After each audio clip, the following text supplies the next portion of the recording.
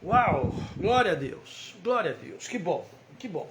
Abra sua Bíblia na segunda carta de Pedro, capítulo 2, nós estamos no capítulo 2, e na semana passada a gente começou a tratar sobre esse capítulo 2, e de certa forma, Pedro dá uma esmiuçada doída, porque Pedro, ele diz que antigamente a palavra de Deus sempre existiu.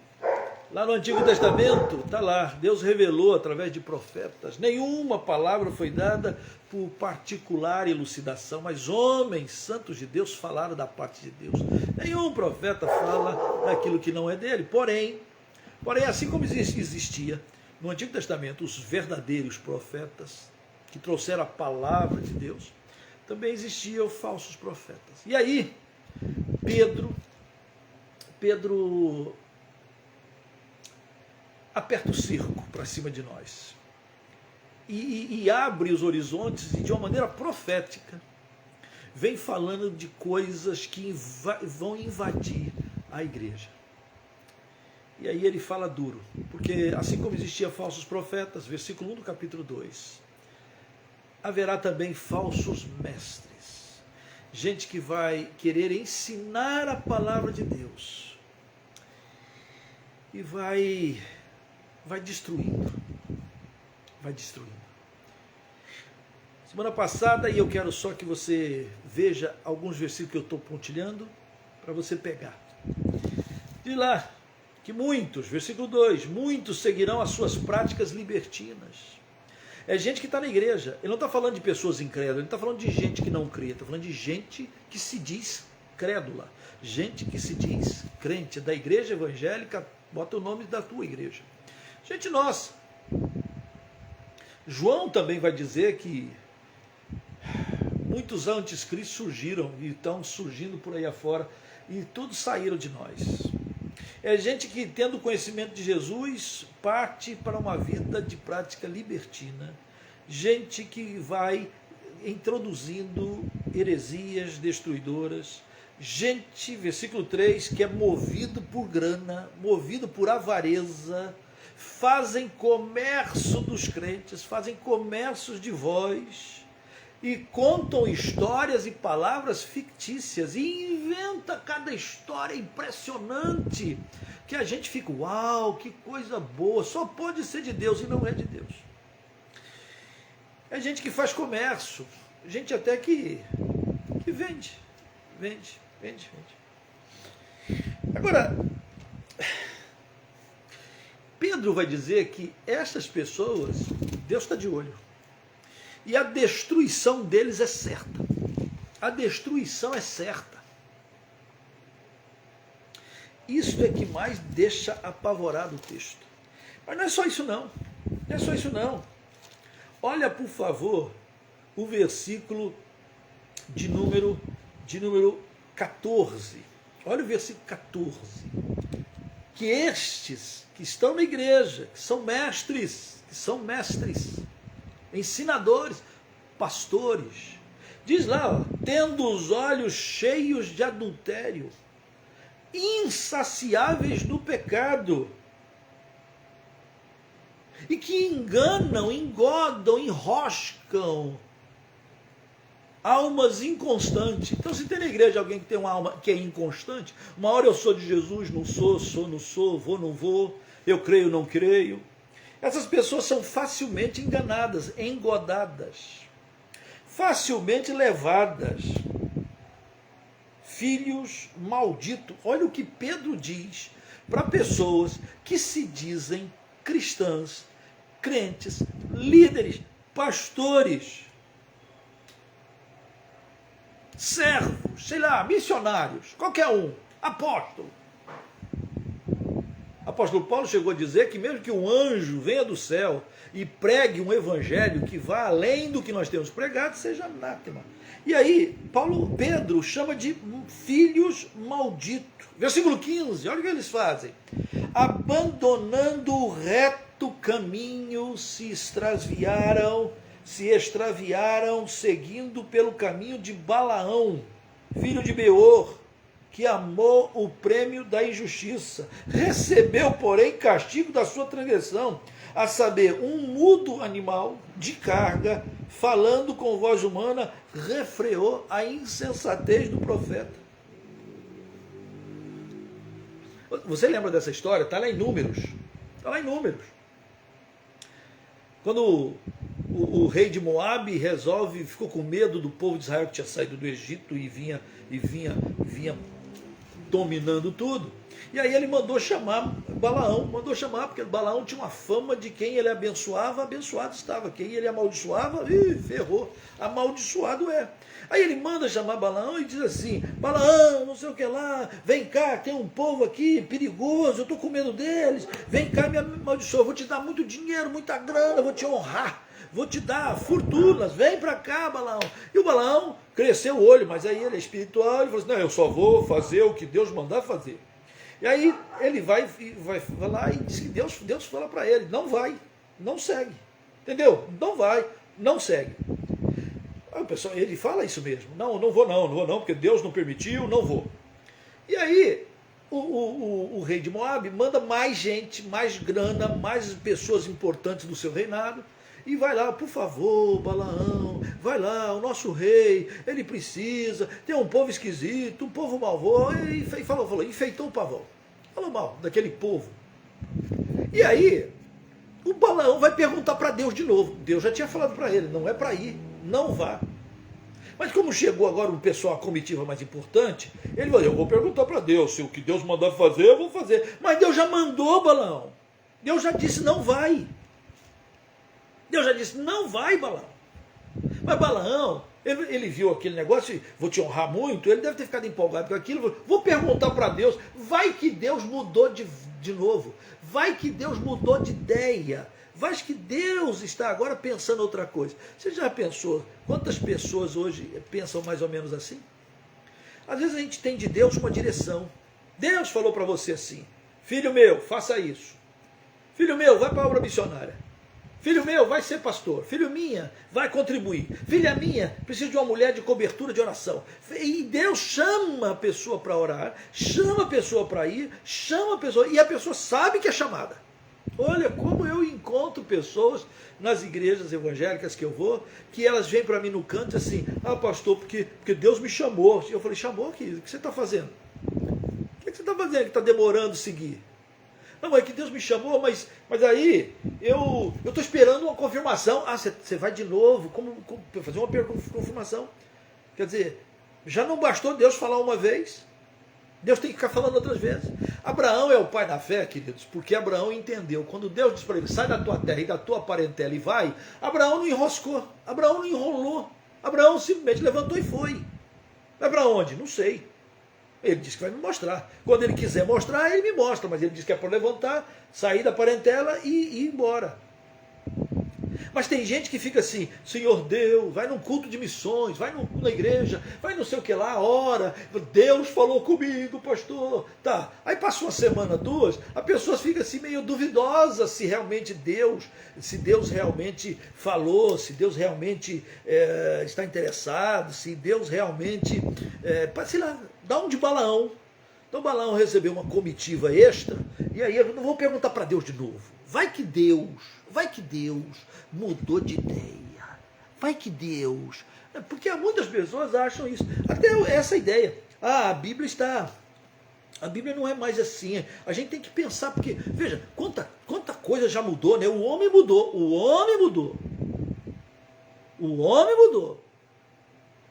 Piorou. Melhorou. Mas Deus não mudou. Deus não mudou, a sua palavra não precisa mudar. A sua palavra é eterna, não é? Deus não mudou. Aí vou perguntar de novo para Deus, para saber se, Senhor, esse texto é assim mesmo? É assim mesmo, Senhor? Ah, não, é que eu acho que é porque era um tempo muito difícil. E aí começa. E aí vai abrindo brechas, vai abrindo portas para você ensinar um monte de heresias. E vai como Balaão. É ele que está comparando isso. E que recebeu Balaão o seu castigo. Qual foi o castigo? Ora, qual foi o castigo? Um animal, uma mula, falou. Cara, a mula viu o anjo e desviou. Balaão bate na mula uma vez, bate na mula duas vezes, bate na mula três vezes, daqui a um pouco a mula fala, por que está batendo em mim? Você não está vendo? E ele fica batendo papo com a mula. Chega uma hora que a mula fala assim, pô, mas eu não tenho te tratado bem, eu não carrego você para tudo quanto é lugar. Eu já fiz isso alguma outra vez? O Balaão, não, você nunca fez isso, sua mula. Nunca vi. Por que então está batendo? Está vendo não? Aí o anjo do Senhor, o Senhor, se revela para Balaão. Que mico, que vergonha. E o anjo diz assim, olha, eu estou aqui, por pouco eu não acabo com a sua raça. Aliás, eu mato você e eu poupo a mula. Para frear o instinto, porque o Balaão ficou pensando, eu tentei uma vez, Deus disse, não vai. Aí na segunda vez, eu perguntei de novo e Deus diz, você quer ir com esse povo, né? Você quer ir? Vai com eles, vai com eles. E aí, Balaão vai, arrumou lá a mula e foi.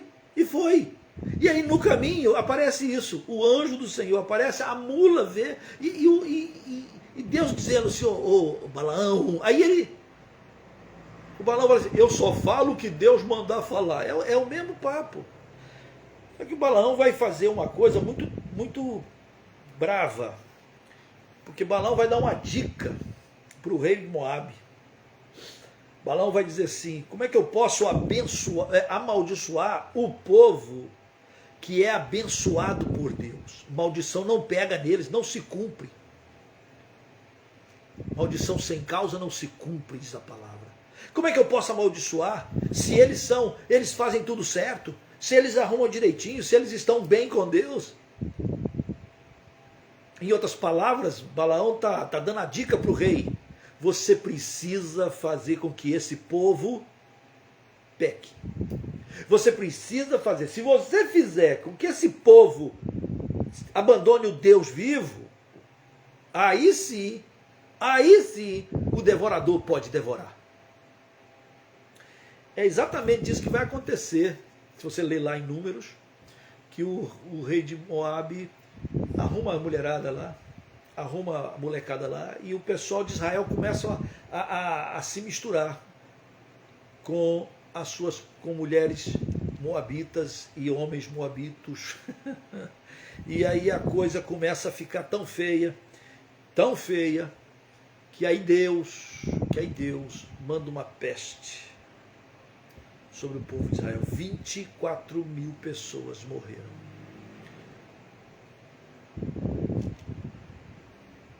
Balaão deu a dica, e o rei de Moabe providenciou as portas.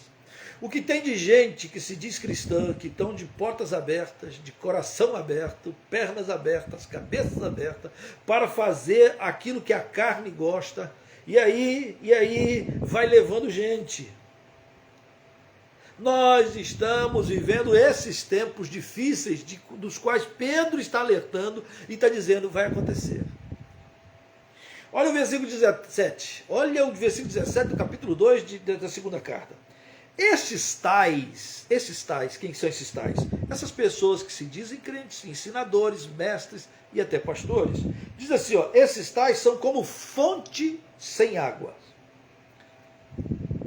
Fonte sem água. Está morrendo de sede, lá na frente tem um poço, tem uma fonte. Está anunciado, tem placa. Está dizendo que ali tem água. E quando ele chega na fonte, não tem como matar a sede, porque são gente que não tem água da vida. Gente que não pode matar a sede porque eles não têm, mas eles dizem que têm. São como névoas impelidas pelo temporal. São como névoas impelidas pelo temporal.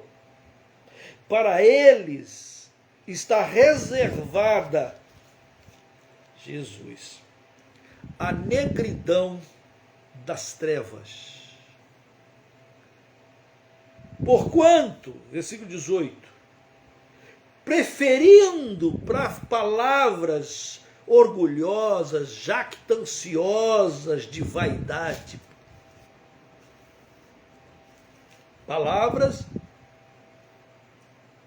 arrogantes, palavras de vaidade, enganam, engodam com paixões carnais, por suas libertinagens, aqueles que estavam prestes a fugir dos que andam no erro. Uau! É gente que,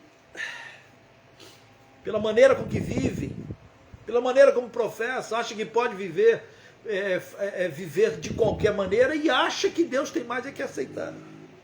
É gente que acha que Deus é amor, e é amor. E acha que Deus, por ser amor, não poderia ser justiça. Porque o amor vai cobrir todo e qualquer defeito. Mas cobre por causa de Jesus, que na cruz foi crucificado. Cobre por Jesus, que na cruz pagou. Ele pagou. Como você, como eu, como alguém, pode achar que pode viver na prática deliberada da iniquidade, do pecado, da libertinagem, da sujeira, da imoralidade, da prostituição, da idolatria, da avareza, e achar que Deus gosta disso? Deus abomina isso. Abomina tanto que o sangue do Filho teve que ser derramado, do unigênito. Como posso eu, que encontrei Jesus, você que diz, Jesus me ama, Ele me perdoou, como posso eu querer viver na prática deliberada do pecado? E aí tem muita gente que está engodada, isto é, enganada, errada, que gosta daquilo. Gostam de pecar, gostam de se prostituir, gostam de viver na sua orgia, na sua bagunça de gênero, gosta de viver e ao mesmo tempo quer as benesses daquilo que Cristo conquistou por nós na cruz. Mas Pedro está cortando dobrado aqui. Preste bem atenção, preste bem atenção. E eles falam para pessoas que estão querendo ser libertas. Eles falam para pessoas que querem a Deus e querem viver de integridade. Isso é a coisa mais difícil e mais dura que Pedro está falando aqui, porque eles desviam as pessoas. As pessoas querem ir para o caminho reto, eles querem ir para o caminho certo, eles querem ir para Jesus, eles querem andar em Jesus. E o que eles fazem? Eles conseguem, nas suas práticas libertinas, nas suas práticas heréticas, eles conseguem enredar, arrancar, atrapalhar, tirá-los do verdadeiro caminho. Oh, quantas pessoas hoje estão escandalizadas com o Evangelho. Quantas pessoas hoje estão com vergonha de ir na igreja, entristecidas. Quantas pessoas foram, de certa forma, enredadas, arrancadas de seguir o verdadeiro caminho, porque várias pessoas graúdas espiritualmente falando, ou humanamente falando, pelas suas práticas erradas, no relacionamento hipócrita, vergonhoso com o Senhor, afastaram pelos seus maus testemunhos tantas pessoas. Ai deles. A palavra de Deus diz que é melhor amarrar uma pedra de moinho no pescoço e jogar no fundo do mar do que botar uma pedra de tropeço a um dos meus pequeninos. Uau! Versículo 19. Eles vêm prometendo-lhes liberdade. Engraçado isso, gente, para não dizer trágico. Os caras vêm pregando e dizem, não, porque Jesus nos libertou, porque nós somos agora verdadeiramente livres, e se você andar comigo, você pode fazer o que você quiser, todas as coisas me são lícitas, nem todas convêm. Posso todas as coisas, porque afinal de contas, Ele vai amar você, Ele te ama, então você pode continuar vivendo no erro, deliberadamente, você pode viver na esbórnia, deliberadamente, porque Ele vai. Olha o versículo 19, olha o versículo 19, prometendo-lhes liberdade. Quem é que está prometendo liberdade? Os facínoras. Aqueles que se dizem cristãos, mas que vivem na prática daquela listinha que eu falei na semana passada, introduzindo dissimuladamente heresias destruidoras, negando até a soberania do Senhor. Eles têm práticas libertinas, a sua vida moral é uma vida corrompida. Eles são movidos por avareza, eles fazem negócios, eles não têm nenhum respeito com a autoridade, eles têm sempre uma palavra de achando que eles são os mais bambambam de todos, menosprezam qualquer governo, eles andam com imundas paixões, versículo 10, atrevidos, arrogantes, não temem difamar autoridades superiores. Quer dizer, esses. E aí diz que eles, versículo 19, prometendo-lhes liberdade, quando eles mesmos são escravos da corrupção. Pois aquele que é vencido fica escravo do vencedor. Portanto, diz Pedro, e aqui talvez seja a parte mais dura e o alerta mais bravo desse texto. Portanto, se depois de terem escapado das contaminações do mundo, como é que escaparam das contaminações do mundo? Por meio do conhecimento do Senhor e Salvador Jesus Cristo. Se deixam enredar de novo e são vencidos, tornou-se o seu último estado pior do que o primeiro. Pois melhor lhes fora nunca tivessem conhecido o caminho da justiça, do que, após conhecê-lo, volverem para trás, apartando-se do santo mandamento que lhe fora dado.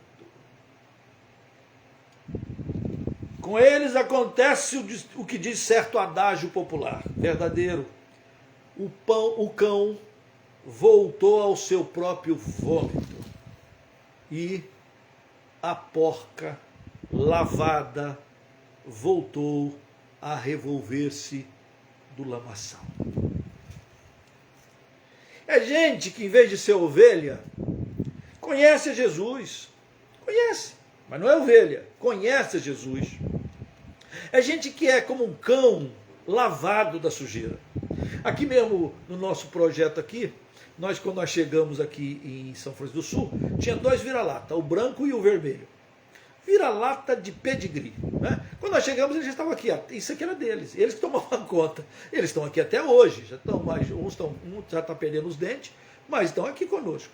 Aí ficava aqui, a gente brincava, fizemos amizades. Né? Onde eu ia, eles também iam. Então, tá bem. Um dia eu falei assim, vou dar um banho nesses vira-lata, vou tratá-los como um cachorro merece. Peguei os 2, resolvi, liguei a mangueira, a água, comprei shampoo. Peguei o branco, coitado, estava mais encardido que qualquer coisa. Passamos aquele negócio, ensaboei, limpei. O vermelho, não queria, ficou meio arranhado, mas eu peguei na marra, dei um banho nos 2. Quando eu parou o banho, secamos os bichinhos lindos. Primeira coisa que o cachorro fez foi se enroscar na terra. Foi se sujar, quer lá isso, quer mais aquilo outro. Esses meus cachorros, vira-lata. Quando passam mal, come. É o cão que come o que vomita. É a porca lavada, limpinha. Ai, que porquinho lindo. Que porquinho bonitinho. Lava o porco e solta o porco para ver o que acontece. Ele se volta ao lamaçal. Essa comparação é doída. Mas ao mesmo tempo ele está dizendo assim, pior. E é isso que Pedro está dizendo. Pior é a pessoa que aceitou, é a pessoa que conheceu a Jesus, é a pessoa que foi lavada e começou a caminhar com Jesus, mas ele se volta, Jesus está para lá, a sua vida carnal para cá, ele anda com o Senhor Jesus, ele quer Jesus, e na caminhada com Jesus, ele resolve voltar. Paulo diz assim, né, o pendor, inclinar para a carne gera corrupção. O pendor, o inclinar-se para o espírito, gera vida em abundância. Em algum momento na caminhada, começou a inclinar para a carne. Começou a inclinar. E colheu aquilo que plantou, que semeou. Que palavras duras. Porque Pedro vai dizer, melhor não ter conhecido a Cristo, não ter ouvido falar de Jesus, do que ouvir, conhecê-lo e viver na hipocrisia. Eu ouço muitas pessoas dizer assim para mim, aqui em São Francisco, em qualquer outro lugar. Eu conheço o Evangelho, eu já fui da igreja, mas agora eu estou desviado. Desviado? Você caminhava com Jesus e agora está desviado? Uau! Essa é uma palavra dura para quem brinca com a expressão desviado. Gente que acha que está tudo bem eu não estando na igreja. Está tudo bem eu não estar obedecendo a verdade, o mandamento do Senhor Jesus. Está tudo bem eu vivendo na prática deliberada do pecado. Porque afinal de contas, Deus é amor. Ô filhinho, Deus é amor, Deus é amor.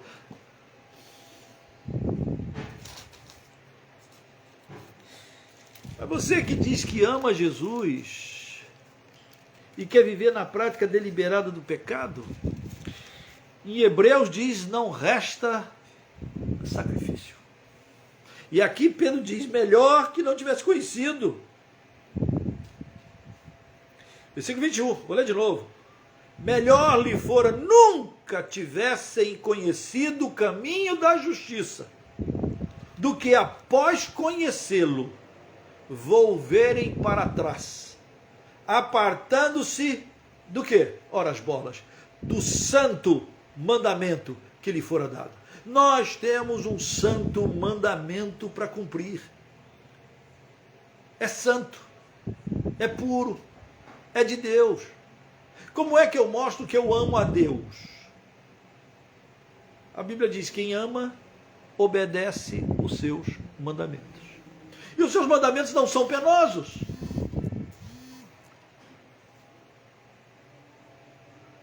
Santo, porque vem de Deus santo. E eu caminho na plenitude dele.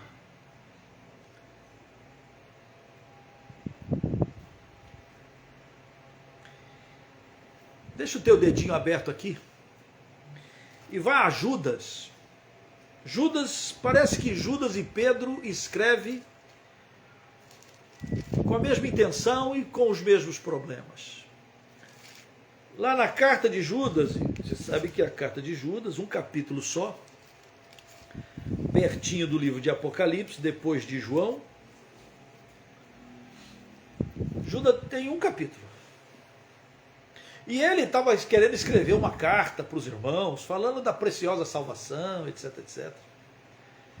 Mas aí no meio da conversa, no meio da carta, versículo 3 de Judas, ele diz assim, amados, enquanto empregava toda a diligência para escrever acerca da nossa comum salvação. Eu queria escrever falando sobre salvação, certeza da salvação, a bênção da salvação.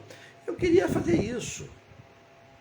Mas eu fui obrigado, versículo 3, a corresponder-me convosco, exortando-vos a batalhardes, preste bem atenção, diligentemente pela fé que uma vez por todas foi entregue aos santos. Eu ia escrever sobre salvação, certeza de salvação, soteriologia, ia falar sobre a bênção, a graça, e de repente eu fui obrigado a mudar o discurso e eu falar sobre que nós precisamos travar a batalha. Então acho que Pedro e Judas estão no mesmo espírito, tratando os mesmos problemas. Você vai observar aqui comigo. Você vai observar. E ele está convocando você e eu a uma batalha. Qual é a batalha? Pela fé. Pelo aquilo que Deus nos ensinou. Porque querem de todas as maneiras corromper e arrancar a genuína fé. Olha o versículo 4 de Judas.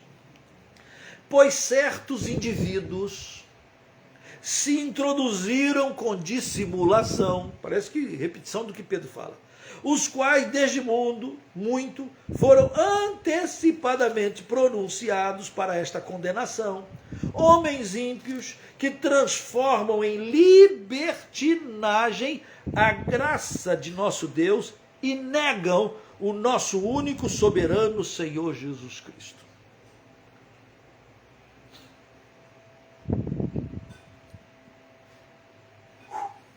E aí você pode ler, por causa do tempo, você vai continuando lendo e ele vai falar sobre Egito, vai falar sobre os anjos que guardaram, vai falar sobre Sodoma e Gomorra, vai falar.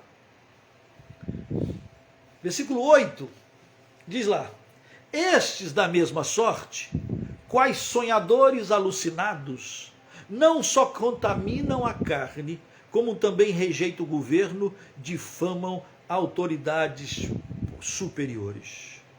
Uau, versículo 10. Estes, porém, quanto a tudo que não entendem, difamam. E quanto a tudo que compreendem por instinto natural, como brutos sem razão, até nessas coisas se corrompem. Ai deles! Olha o versículo 12. Esses homens são como rochas submersas. Sabe o que é uma rocha submersa? É uma pedra que fica no meio do caminho, o navio não vê, ninguém vê, ela é submersa, e o navio vai assim bobão, não tem radar, o navio vai, não viu lá o sinal, não viu, e o navio vai e bate naquela rocha, e aí afunda. São rochas submersas, é gente que coloca cilada, obstáculo, gente para fazer afundar você. Em vossas festas de fraternidade, banqueteando-se juntos sem qualquer recato. Quer dizer, eles estão no meio da igreja, eles participam da Santa Ceia. É disso que Judas está falando. Nas vossas festas de amor, de fraternidade, coisa de igreja. Eles estão juntos e eles comem junto. Pastores de si mesmo, que si mesmos se apacentam. Nuvens sem água, Pedro falou de fontes sem águas, impelidas pelo vento, árvores em plena estação dos frutos, mas não tem fruto, duplamente mortas, desarraigadas, ondas bravias do mar, que espumam as suas próprias sujidades, estrelas errantes, para as quais tem sido guardada a negridão das trevas para sempre. Tanto Pedro quanto Judas, Pedro já o velho, ele está dizendo, amados, apertem o cinto, vem tempos difíceis por aí. Vem tempos difíceis, e os tempos difíceis não são os tempos da perseguição. Os tempos difíceis não são os tempos em que as pessoas vão querer jogar pedras, acusar, prender, amordaçar, como fizeram com os apóstolos. Não, esses não são os tempos difíceis. Os tempos difíceis são esses que vão entrar sorrateiramente. Gente no meio da igreja, gente no meio do corpo, homens que vão se falando como mestres, vão ensinar. São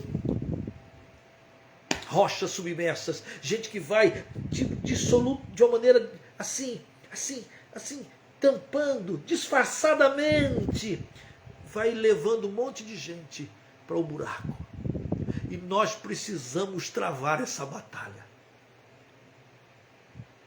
Nós precisamos travar essa batalha. Judas diz que nós temos que batalhar pela nossa fé, por aquilo que Deus deixou para mim e para você. O que Deus deixou? A sua verdade. O seu mandamento santo. Eu sou de Jesus. Se você quer ser de Jesus, tem uma regra. Se você não quer saber de Deus, não quer saber de Jesus, faz o que você quiser.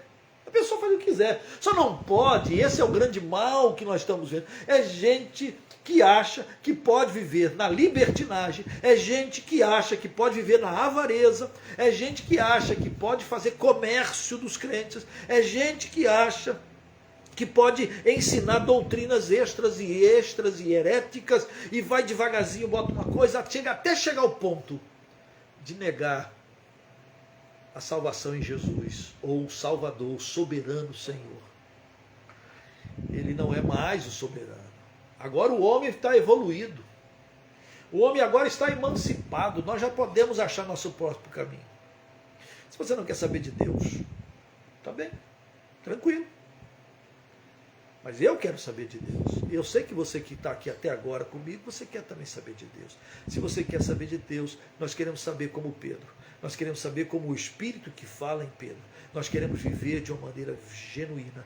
Nós queremos viver como Judas, não é o Iscariote, você sabe disso. Nós queremos viver com o Senhor. Nós queremos proclamar a sua verdade. Nós queremos andar com o Senhor na certeza de que o Senhor vai dar para nós vida e vida em abundância. E aí tem uma palavra de alerta para mim e para você. Palavra de alerta para mim e para você. Não seja inconstante. Jogue por terra todo sentimento, pensamento, tudo que te leva a você se tornar inconstante. O que é o inconstante? Uma hora você crê, outra hora você duvida. Uma hora você sabe que Deus está contigo, outra hora você não vê Deus. Uma hora você pensa que ele se esqueceu, outra hora você diz, eu amo, ele me ama. E você fica, vale a pena, não vale a pena? Eu vou servir a Jesus. Será que ele me sustenta? Será que ele vai me sustentar? Vou, não vou, não vou. Vale a pena servir Jesus? Todo pensamento de inconstância, cuidado. Cuidado, porque pode aparecer um mestre com umas palavras bonitas, mas que distorcem o caminho da verdade. Cuidado. Cuidado para você e para mim. Cuidado. Cuidado. Já pensou? Já pensou? A gente ser religioso, a gente fazer sacrifícios missionários, a gente contribuir, a gente, e de repente a gente é levado, a gente começa a se voltar, a volver os olhos para o passado, a gente começa a sentir saudade e até um desejo pelas cebolas e os alhos de Faraó. A gente começa a achar que tem coisa boa no mundo. O mundo jaz no maligno.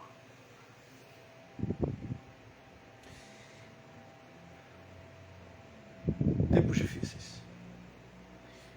Mas Pedrão, Judas e eu te convido a lutarmos juntos pela fé evangélica. A lutarmos juntos pela santidade do mandamento. A lutarmos juntos para dizer, eu sei em quem tenho crido e estou bem certo que Ele é poderoso. A lutarmos juntos, porque Ele deu sua vida por mim e por você. E vale a pena caminhar com Ele. Vale a pena servi-lo. Vale a pena esperar o glorioso dia em que a trombeta vai tocar e Ele vai colocar os pingos nos is, vai botar os pingos nos is, e quem é dele, e Ele sabe quem é, e tu é dele, crê nele, Oh, pastor, eu creio nele, eu amo a ele. Sim, glória ao teu nome, glória ao nome do Senhor Jesus. Mas, Senhor, pastor, querido, a gente peca. É verdade que a gente peca. O apóstolo João diz: filhinhos, essas coisas vos escrevo para que não pequeis. O crente é aquele que não quer pecar. O crente é aquele que não quer se envolver nas imoralidades, na avareza, na roubalheira, na corrupção, no dinheiro, na cueca. O crente é aquele que quer fazer o que é certo e viver para a glória do Senhor. É a palavra que determina, é a Bíblia que determina. A sua palavra é sim, sim, não, não. Não é? Essa é a nossa luta. Mas, pastor, a gente peca, é verdade. João, Paulo, todo mundo falou isso. Miserável homem que sou, disse o apóstolo Paulo, quem me livrará do corpo? Quem me livrará? João vai dizer, essas filhinhas, essas coisas escritas para que não pequeis. Se porventura, todavia, entretanto, alguém pecar, temos advogado junto ao Pai, é Jesus. Ele é a propiciação dos nossos pecados. Então, seja eles quais forem os nossos pecados, se houver em você genuíno arrependimento, reconhecimento do pecado, reconhecendo que aquilo não agrada a Deus e que você quer ser livre disso, está valendo. Está valendo. O que está valendo? Chega para Jesus e diz: Senhor, eu sei, sou pecador, eu não consigo viver dessa forma. O Senhor pode me livrar? O Senhor pode me libertar? O Senhor pode me perdoar? A resposta é um magistral sim. Sim, Ele pode. Sim, Ele te ama. Sim, Ele quer mudar a sua história. Sim, Ele quer fazer de você um verdadeiro homem, uma verdadeira mulher, para a glória do nome do Senhor Jesus.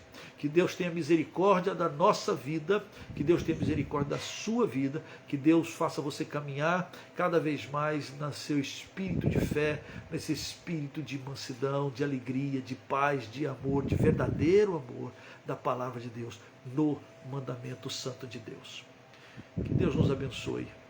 Que todas essas palavras duras de Pedro está arretado, está bravo. Todas essas palavras duras de Pedro, nenhuma delas caiam sobre nós. Nenhuma delas. Mas que todas as palavras benditas recheiem o seu coração de vida e paz. Que a graça do Senhor Jesus seja contigo. Vamos orar? Pai Santo, graças te rendemos por tua bondade, por teu amor e por tua provisão. Obrigado pelas palavras duras de Pedro e de Judas. Obrigado pelo teu Espírito ter preservado isso, ó Pai, para que nós pudéssemos ver que é verdade mesmo. Ajuda-nos, Pai, como Pedro e Judas, naquela época, tiveram que enfrentar esses inimigos da fé. Ajuda-nos a vivermos de modo digno do teu Evangelho. A batalha agora não é contra os leões, os lobos lá fora. A batalha é aqui dentro. É dentro de nós. É dentro das nossas vontades, os nossos prazeres e desejos. A batalha é aqui dentro. É dentro da igreja. É dentro da minha alma. A batalha é aqui. Então nós queremos pedir que o teu Espírito Santo, que habita em nós, sonda-nos, vê se há em nós algum caminho mau e nos guie por caminhos eternos. Perdoa-nos, Pai. Levanta-nos, Pai.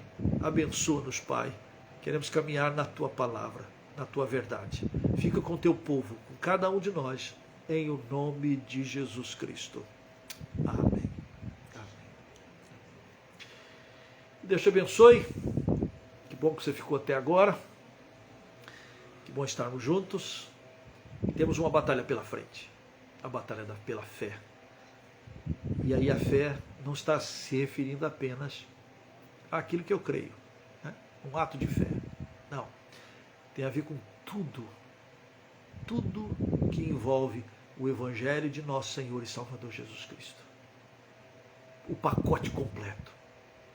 Eu, pecador, Deus de amor, enviou seu Filho para que eu não viva mais na prática do pecado, mas que eu viva para Ele, para Deus, esperando, e enquanto espero, vivo, e vivo de modo digno do Evangelho. Esse Evangelho é a nossa fé, é a nossa profissão pública de fé.